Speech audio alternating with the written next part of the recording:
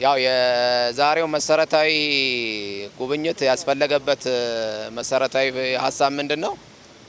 አዲሱ የደረቅ ቆሻሻ አያያዝና አወጋገድ አዋጅ ለአዋጁ መነሻ ምክንያት አድርጎ ያቀረበው መሰረታዊ ምክንያት ምንድነው? የፕላስቲክ ከረጢቶች ወይንም ፌስታሎች በትርጉም አንድ ጊዜ ብቻ አገልግሎት ላይ ጥቅም ላይ የሚውሉ ብሎ ነው በአዋጁ መግቢያ ላይ በትርጉም ያስቀመጣቸው ማለት ነው። ስለዚህ እኛ ግን እንደ ፕላስቲክ ከረጢት አምራቾች ወይም ፌስታል አምራቾች ፌስታል አንድ ጊዜ ጥቅም ላይ ብቻ ውሎ የሚወገድ ነገር አለመሆኑን ይህ የመስክ ጉብኝትና በፋብሪካዎች እየተደረገ ያለውን ፌስታልን መልሶ የመጠቀም ስራን ተግባራዊ ስራ ለማሳየት ያለመ የመስክ ጉብኝት ነው ዛሬ የተካሄደው ማለት ነው። ዛሬ እንዳያችሁት የተለያዩ ፌስታሎች አካባቢ ላይ ወድቀው የሚገኙ ከቆሻሻ ከዳምፕ ሳይትም ከተለያዩ የቆሻሻ ቅብብል ማዕከላትም እጅግ በርካታ ሰዎችን የስራ እድል በመፍጠር በርካታ የሰው ኃይል ይህንን ላስቲክ በመሰብሰብ ለፋብሪካዎች ለመልሶ ዑደት ጥቅም ያቀርባሉ ማለት ነው።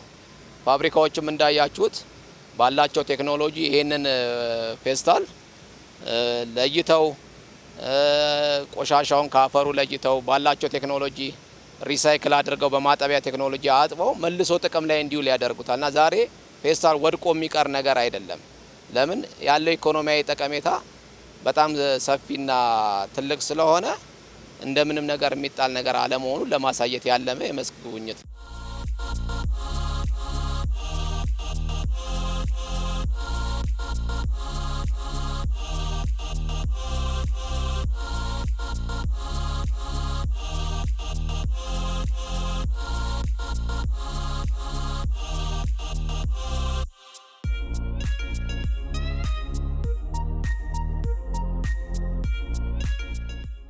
እኛ አዋጁ በንድፈ ሀሳብ ደረጃ የምንቃወመው አዋጅ አይደለም። ግን አንድ አዋጅ ያለ አዋጁ ሊያሳካው የፈለገውን አላማ የሚያሳካው ስቴክሆልደሮችን ያሳተፈ ሲሆን ነው ማለት ነው። እና አዋጁ በውስጡ የያዛቸው ገንቢ ሀሳቦች አሉ።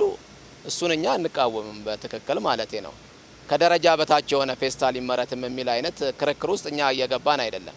ግን አዋጁ በመጀመሪያ የግልጽነትም ችግር አለበት። አሁን ፌስታልን አንድ ጊዜ ጥቅም ላይ ብቻ የሚውል ብሎ ነው ዲፋይን ያደረገው ማለት ነው። የቀደመው አዋጅ ከደረጃ በታች የሆነውን ፌስታል በማይክሮሜትር ለይቶ ከዚህ ደረጃ በታች መመረት አይችልም፣ ከዚህ ደረጃ በላይ ግን መመረት ይችላሉ የሚል ነበረ። የአሁኑ አዋጅ ግን ፌስታልን ዲፋይን ሲያደርገው ወይ ደግሞ በትርጉም ሲያስቀምጠው አንድ ጊዜ ብቻ ጥቅም ላይ ውሎ መልሶ ጥቅም ላይ የማይውል ብሎ ነው የተረጎመው ማለት ነው። ይሄ ትክክል አለመሆኑን ነው እኛ ለማስረዳት የምንፈልገው። ፌስታል መልሶ ጥቅም ላይ ይውላል የሚለው። ስለዚህ የኛ መሰረታዊ መከራከሪያ ይሄ ስለሆነ ደረጃ ያለው ፌስታል ደረጃውን የጠበቀ ፌስታል እየተመረተ ኢኮኖሚውም ሳይጎዳ ዜጎችም የስራ እድል ሳያጡ ለሀገር የምናበረክተው ማስተዋጽኦ እንደተጠበቀ ሆኖ አካባቢንም በዛው እየጠበቅን ጎን ለጎን ሆኖ አብሮ መሄድ ይቻላል የሚል ጽኑ እምነት ስላለ ነው። ለምን ይሄ የፌስታል ወይ ደግሞ የፕላስቲክ ከረጢት ኢንዱስትሪ ራሱ የሚያመነጨውን ዌስት ብቻ ሳይሆን ከሌሎች ኢንዱስትሪ የሚመነጩ ተረፈ ምርቶችንም ተጠቅሞ ነው ፌስታል የሚሰራው ማለት ነው። ብዙዎቻችሁ ምናልባት በአይናችሁ ልታዩ ትችላላችሁ። በየመንገዱ የምግብ ዘይት ጀሪካኖችን መኪኖች ጭነው ሲሄዱ በአይናችሁ ትመለከታላችሁ ብዙ ጊዜ ማለት ነው።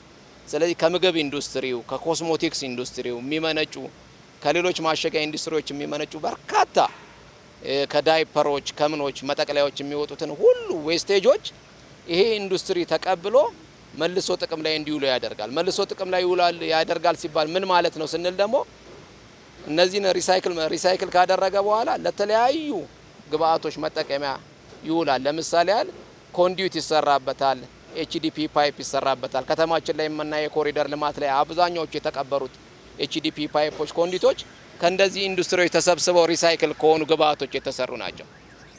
ራሱ ደግሞ ፌስታልንም መልሶ ፌስታል አምርተን ወደ ገበያ እንደምናስገባው ሁሉ የተመርቶ ወደ ገበያ ከገባ በኋላ የወዳደቀውንም ፌስታልም ተሰብስቦ ደግሞ መልሶ ፋብሪካዎች ጥቅም ላይ ሪሳይክል እንደሚያደርጉት ፕራክቲካሊ ማየት ይቻላል።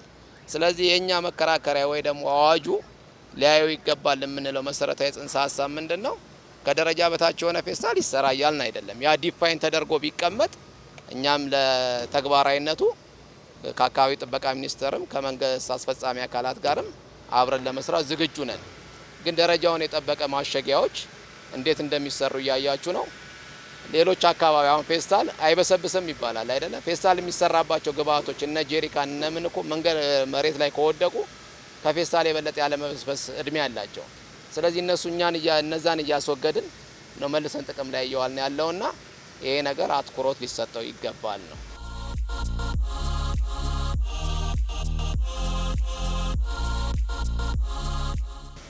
እኛ ያው ቀደም ባነሳውት ነጥብ ላይ አንድ አዋጅ ስኬታማ ይሆናል የምንለው በዘርፉ ውስጥ ያሉ ስቴክሆልደሮችን ያሳተፈ ሲሆን ነው ብለን የምናምነው ያልኩት ለዚህ ጥያቄ መልስ ይሆናል ማለት ነው።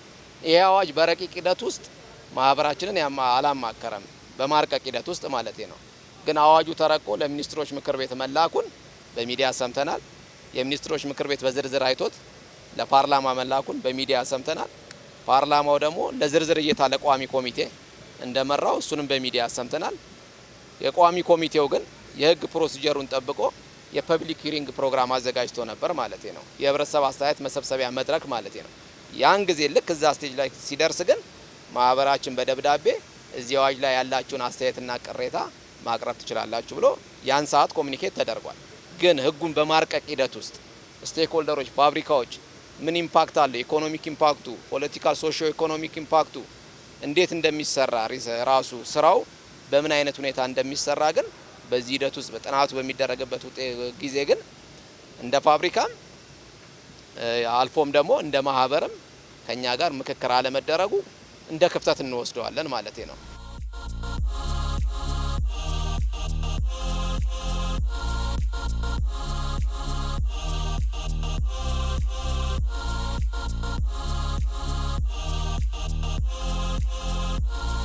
በሪሳይክል ደረጃ ሪሳይክል የማይደረግ ስስ በመሆኑ ሪሳይክል አይደረግም አይባልም። ግን ስስ ፌስታል ሰብስቦ ለፋብሪካዎች የሚያቀርበው ሰው ኪሎ እንዲያነሳለት ስሶቹን የማንሳት አፒታይት ላይ ኖረው ይችላል። ገብቶሻል? ከዛ ጽንሰ ሀሳብ ከሆነ አሁንም እኛ ስስ ፌስታሎች ይመረቱ እያልን አይደለም። እንደውም እኛ ማህበራችን እያለ ያለው ስታንዳርዱ በደንብ ሞኒተር ይደረግ፣ ሌላም ስታንዳርድ ካለ ይውጣ፣ ሁሉም አምራች በዛ ስታንዳርድ ደረጃውን የጠበቀ ፕላስቲክ ማሸጊያ ለገበያ ያቀርብ ነው የምንለው። በዚህ ላይ እኛ ምንም የሚያጠራጥረው ደግሞ አሻሚ ሀሳብ የለንም ማለት ነው። አዋጁ በተለያዩ አካላት እየተገለጸ ያለበት መንገድ አሻሚ ነው ማለት ነው። አምራቹንም ለስጋት፣ ለጥርጣሬ፣ ለፍርሃት የዳረገው ያ ነው። በአንዳንድ የመንግስት ተቋማት ወይ ደግሞ ህጉን ባጸደቁ አካላት ስሱን ፌስታል ነው እንጂ ደረጃውን የጠበቀ ፌስታል አይከለክልም የአዋጅ ተብሎ ይገለጻል። ነገር ግን ይህንን አዋጅ አርቅቆ ለሚኒስትሮች ምክር ቤት ያቀረበው ወይ ደግሞ የአዋጁ ባለቤት በኋላም ደግሞ እንዲያስፈጽም ስልጣንና ኃላፊነት የሚሰጠው የአካባቢ ጥበቃ ባለስልጣን ነው። የአካባቢ ጥበቃ ባለስልጣን ኃላፊዎች ግን በተለያየ ሚዲያ እየቀረቡ የሚያንጸባርቁት ሀሳብ ግን ይሄ ስስ ፌስታል ነው ከደረጃ በላይ ከደረጃ በታች ሳይሆን ማንኛውንም የፕላስቲክ ማሸጊያ ወይ ደግሞ የፕላስቲክ ከረጢት ይቅርታ ወይ ደግሞ ፌስታል የሚባለውን አዋጁ ሙሉ ለሙሉ ያግዳል። ለዚህም ደግሞ የሽግግር ጊዜ የ6 ወር ብቻ ሰጥቷል ነው የሚለው። እኛውን ስጋት ያለን በዚህ ነው። ስለዚህ ይሄንን ነገር አንደኛ አምራቹ እንዲጠራለት ይፈልጋል። ሲቀጥል ደግሞ የተቀመጠው የሽግግር ጊዜ ሌሴ እኛ ፌስታል ደረጃውን ጠብቆ መሰራት አለበት ብለን እናምናለን። ሪሳይክል እንደሚደረግም ተግባራዊ ማሳያ አለን። ስለዚህ ኢንዱስትሪው ሳይቆም ሳይጎዳ ኢኮኖሚም ሰራተኛም ሳይበተን ደረጃና ስታንዳርዱን ጠብቀን እንስራ ነው የምንለው። ይሄ እንኳን ባይሆን እንኳን እንዴት በ6 ወር ይቆም ይባላል ማለት ነው። አንድ ኢንዱስትሪ አነስተኛ ኪዮስክን ለመዝጋት እንኳን የስለልቦና የዝግጅት ጊዜ ያስፈልጋል። አሁን ይሄን የምታዩት ኢንዱስትሪ ተከራይቶ ነው የሚሰራው። የሚከፍለው የአመት ነው። ከ6 ወር በኋላ የ6 ወር ክራዩን ይክሰር እንደማለት ነው። ሲቀጥል እነዚህ ማሽነሪዎች በጣም ሄቪ ዲዩቲ ማሽነሪዎች ናቸው። በርካታ የውጭ ምንዛሪ ፈሶባቸው ከውጭ የመጡ ማሽነሪዎች ናቸው። እነዚህ ሁሉ ኦብሶሉት ይሆኑ ስራ ይፍቱ ማለት ለሀገር ኢኮኖሚ ላይ የሚያሳድረው ተጽዕኖ ባለሀብቱንም ከስራ ፈጣሪነት ወደ ተመጽዋችነት የሚያሸጋግር ስለሆነ ይሄ ያሳዝኖናል ማለት ነው። ስለዚህ እንደው ኢምፓክት እንኳን ወደዛ ደረጃ እንኳን ይደረሳል ቢባል እንኳን በቂ የሽግግር ጊዜ ለምን ይሄን አዋጅ ያስተዋወቁ ጥቂት ሀገሮች አሉ ዓለም ላይ ያላቸው ነባራዊ ሁኔታ ከኢትዮጵያ ጋር ተመሳሳይ አይደለም። አብዛኛዎቹ ትንሽ ህዝብ ያላቸው ለማስፈጸምም ቀላል የሆኑ ሀገሮች ናቸው። ይሄ በሆነበት ሁኔታ ግን እነዚህ ሀገሮች እንኳን ይሄንን ህግ ሲያስተዋውቁ በቂ የሽግግር ጊዜ አስቀምጠዋል። ለአምራቹ ማለት ነው። እዚህ ዘርፍ ላይ የተሰማራውን ደግሞ በቂ ድጋፍ አድርገው ወደሚፈለገው ኢንዱስትሪ የፋይናንስም የብድርም ድጋፍ አድርገው ነው ያሸጋገሯቸው እና ሚኒመም ከ3 አመት በታች የሽግግር ጊዜ ያስቀመጠ የትኛውም ሀገር የለም ማለት ነው። ስለዚህ አንድ ኢንዱስትሪ ኦብሶሉት ይሁን ወይ ከስራ ይወጣ ስትል ይሄ ታይም ፍሬምወርክ አስቀመጠ። ስለዚህ በዚህ ጊዜ ውስጥ ወደዚህ እንሸጋገራለንና ለዚህ ዝግጅት አድርጉ ተብሎ ባለሀብቱም ላላስፈላጊ ተጨማሪ ወጪ እንዳያወጣ ከዚህ ጊዜ ጀምሮ ለሚመጣው ጊዜ እንዲያቀድ ማድረግ አለብን። ዛሬ ይህንን ጋዜጣዊ መግለጫ እየሰጠን ባለንበት ሰዓት በርካታ ባለሀብቶች ይህንን ስራ ለመስራት ከውጭ ሀገር ማሽነሪዎች እያስመጡ እንደሆነ ዛሬ ድረስ እናውቃለን። በወደብ ላይ ያሉ በርካታ ማሽነሪዎች አሉ ይህን ስራ ለመስራት ይሄ ከመውጣቱ በፊት እንትን ያሉ ከወጣም በኋላ የታዘዙ ማለት ነው። ስለዚህ ይህን ሁሉ ሀብት ከስራ ውጭ የሚያደርግ ነው። ኢንዱስትሪው ደግሞ በባህሪው ወደ ሌላ ስራ ሪፐርፐዝ መደረግ አይችልም። ለምሳሌ በኮቪድ ወቅት አንዳንድ የመጠጥ ኢንዱስትሪዎች ሳኒታይዘር እንዲሰሩ ምናምን ነገር ተመቻችቶ ነበር እንደምታውቁት ማለት። ይሄ ኢንዱስትሪ ኤክስትሩዥን ኢንዱስትሪ ነው። ፕላስቲክን መልሶ ጥቅም ላይ ለማዋል የማቅለጥ ኢንዱስትሪ የሚጠቀም ነውና ሌላ ማሸጊያዎችን ለመስራት ሪፐርፐዝ ማድረግ አይቻልም። ስለዚህ እነዚህ ሁሉ ማሽነሪዎች ከስራ ውጭ ነው የሚሆኑት። እነዚህ ደግሞ በቢሊዮን ዶላሮች የገቡ ናቸው ወደ ሀገር ውስጥና ለከፍተኛ ኪሳራ ሀገርንም ባለሀብትንም ለከፍተኛ ኪሳራ ይዳርጋል።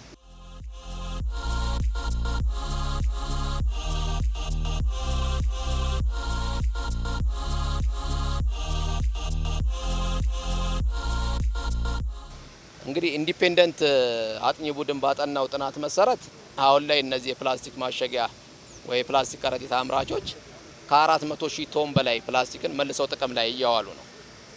ይሄ ደግሞ ከሀገራዊ አጠቃላይ ዌስት ፐርሰንቴጃችን ከግማሽ በላይ የሆነውን መልሰው ጥቅም ላይ እያዋሉ ነው። ስለዚህ አዋጁ እዚህ ላይ ነው በደንብ አድሬስ ሊያደርግና ትኩረት ሊሰጠው የሚገባው። አሁን ፌስታል ብቻ እያመረቱ መልሶ ጥቅም ላይ ማዋያ ቴክኖሎጂ የሌላቸውን ፋብሪካዎች ይህንን ፕላንት እንዲተክሉ ቢያበረታታ ወይ ደግሞ ግዴታ ቢያደርግ የተቀረውንም ስክራፕ ደግሞ መልሶ ከአካባቢ ላይ ሙሉ ለሙሉ መሰብሰብ ይቻላል። አሁን ባለ ፋብሪካው የእንደዚህ አይነት ስክራፖች እጥረት ነው ያለበት እንጂ ትርፍ ነገር አይደለም። ለምን አሁን ይሄ የምንመለከተው ከአካባቢ ላይ የሚሰበሰበው ላስቲክ ከዛሬ 5-6 አመት በፊት 1 ብር 2 ብር ነበር የሚሸጠው በኪሎ ማለት ነው። አሁን ግን የፋብሪካዎች ፍላጎት በጣም እየሰፋ በመሄዱ ይህንን የሚሰበሰቡ የህብረተሰብ ክፍሎች በጣም በርካታ ሆነው በዚህ ስማራ ላይ በመሰማራታቸው የኛ ፍላጎት ከፍ ስላለ ዋጋው ዛሬ ላይ በኪሎ 30 ብር ደርሷል ማለት ነው። ይሄ የሃይላንድ ማሸጊያውን ሳይጨምር ነው። የሃይላንድ መጠቅለያው ላስቲኩ 6ቱን ወይ 12ቱን ሃይላንድ የምንጠቀልልበት ላስቲክ ዛሬ ላይ እሱ በኪሎ 150 ብር ነው። ስለዚህ ማንም አይቶ አያልፈው። ለምን ኢኮኖሚያዊ ጠቀሜታው ከፍተኛ ስለሆነ ማለት። ስለዚህ ሙሉ ለሙሉ የመሰብሰብ ደረጃ ላይ ባይደርስም ይሄ ኢንዱስትሪ ታዳጊ ኢንዱስትሪ ስለሆነ የበለጠ ድጋፍ ቢሰጠው የተቀረውንም ዌስት ኮንሱም ለማድረግ ዝግጁ ነው። ለምን እኛ ወደን አይደለም ይሄንን እኮ ምን መርጠው ከኮስት ዋይዝም አንፃር እኛ 350 ሚሊዮን ዶላር ኢምፖርት ሰብስቲቲዩት አድርገናል። ፌስታል በፊት ይሰራ የነበረው ከውጭ ሀገር በሚመጣ ጥሬ ዕቃ ነበር 100% ማለት ነው። ግን ኢንዱስትሪው እውቀት እያዳበረ አዳፕት እያደረገ ሲመጣ እዚህ ሀገር ያሉ ስክራፖችን መልሶ እነሱን ጥቅም ላይ በመዋል ፌስታል መስራት እንደሚቻል እውቀቱም ተደረሰበት፣ ቴክኖሎጂም ወደ ሀገር ውስጥ ገባ።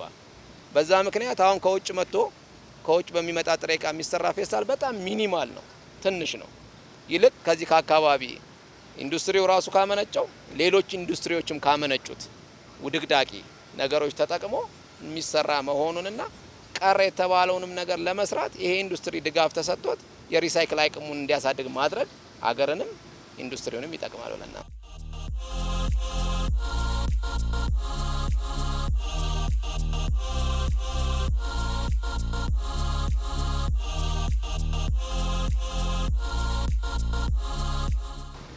አዋጁ ዘርፈ ብዙ ተጽዕኖ እያሳደረ ነው ኢንዱስትሪው ላይ ወይ አምራቹ ላይ ማለት ነው። እነዚህ የፕላስቲክ ኢንዱስትሪዎች ሬጂስተርድ የሆኑ ከ800 በላይ የፕላስቲክ ማሸጊያ ወይ ደግሞ ፌስታል የሚያመርቱ ድርጅቶች አሉ። ኢንፎርማሊ ከዛም የበለጠ በጣም በርካታ ድርጅቶች እንዳሉ ይታወቃል። ኢንዲፔንደንት አጥኚ ቡድን ባጠናው ጥናት መሰረት ወደ 268,000 የሚሆኑ ዜጎች የስራ እድል ያገኙበት ዘርፍ ነው። ለምንድን ነው ይሄን ያህል የስራ እድል ፈጠረ ስንል እንዳያችሁት የስራው ባህሪ በጣም ሌበር ኢንቴንሲቭ ነው። በርካታ ሰዎችን ስራ ላይ ማሰማራት የሚጠይቅ ነው። ይሄ የመጀመሪያው ፓርት ነው። ቀጥሎ በምናየው ደግሞ ራሱ ፌስታሉ እንዴት እንደሚሰራ እንደሚቆረጥ የምናይበት ፓርት አለ ማለት ነው። ይሄ የሪሳይክል ፓርቱ ነው፣ ጥሬ እቃውን የማዘጋጀት ፓርቱ ማለት ነው። ስለዚህ ይሄን ያለ የስራ እድል ፈጥሯል። አዋጁ ምን አይነት ተጽዕኖ አድርጎብናል የሚለው በጣም በርካታ ተጽዕኖ እያደረገብን ነው። ካሁኑ አንደኛ አዋጁ የተፈጻሚነት ጊዜ ወሰኑ በነጋሪት ጋዜጣ ከወጣ በኋላ በ6 ወር ውስጥ ተፈጻሚ ይሆናል ይላል። ነገር ግን ከትላንት ጀምሮ አዋጁ ከወጣበት ቀን ጀምሮ አስፈጻሚ አካላት ፌስታል ከእንግዲህ ያለ ተከልክሏል ምናምን በሚል ነጋዴዎች ላይ በተፈጠረው የስነ ልቦና ጫና ምክንያት እኛ የምናመርተው ፌስታል ወደ ገበያ ሊወጣ አልቻለም። በዚህ ምክንያት አዋጁ ገና ካሁኑ ተጽዕኖ አድርጎብን ብዙ ፋብሪካዎች ስራ ፈተው ነው ያሉት ማለት ነው። ስለዚህ በዚህ ምክንያት ያሳደረ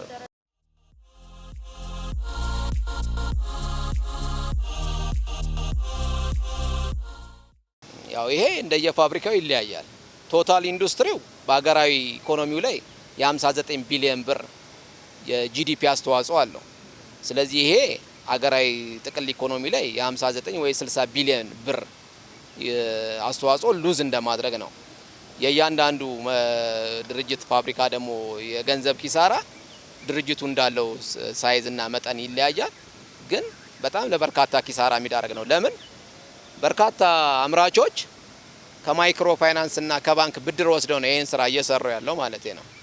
ስለዚህ እነዚህ አበዳሪዎቻቸው ያበደሯቸው ለ5 ዓመት፣ ለ10 ዓመት፣ ለ15 ዓመት የሚመለስ ብድር ነው። ስለዚህ እነዚህ ሰዎች ስራ ካቆሙ የሚመልሱት ብድር አይኖርም፣ አበዳሪዎቻቸውም ለኪሳራ የሚዳረግ ነውና ከኢንዱስትሪው አልፎ ወደ ፋይናንስ ሴክተሩም ይገባል ተጽዕኖ ማለት ነው።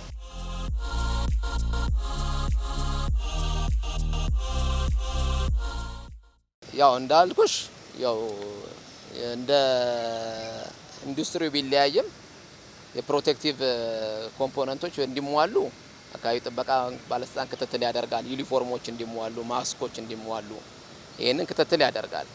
ይሄንን ለዚህ የተሰጠ ይሄንን እንዲከታተል የተሰጠ ራሱ የመንግስት ባለስልጣን ወይ ደግሞ መስሪያ ቤት አለ ማለት ነው። ይሄንን ካላደረገ ተከታትሎ ቁጥጥርና ቅጣት የሚጥል ማለት ነው የሴፍቲ ማቴሪያሎችን። ስለዚህ በእንዲህ አይነት ሁኔታ እኛም እንዲሰራ ፍቃዳችን አይደለም። አንዳንድ ግን ያው የሰራተኛውም ራሱ የግንዛቤ እንትን አለ። ዩኒፎርም አድርጎ ኮንፋይንድ ሆኖ መስራት ብዙም ምቾት ከማጣት የተነሳ ራሱን ልብስ አድርጎ የመስራት ፍላጎት ብዙ ጊዜ ይታያል ማለት ነው።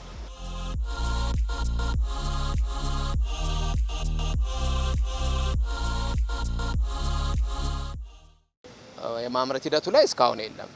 አስፈጻሚ አካል መጥቶ ፋብሪካዎች አሁኑኑ አትስሩ የሚል ነገር የደረሰን የለም። ግን ሌላ አስፈጻሚ አካላት የምንላቸው አሉ። ለምሳሌ የደንብ ማስከበር አገልግሎት የሚሰጡ እነሱ አሁን መንገድ ላይ ፌስታልን የሚያከፋፍሉ ወይ የዞሩ የሚቸረችሩ ሰዎችን ተከልክሏል ምናምን ብሎ ወከባ አለ ማለት ነው።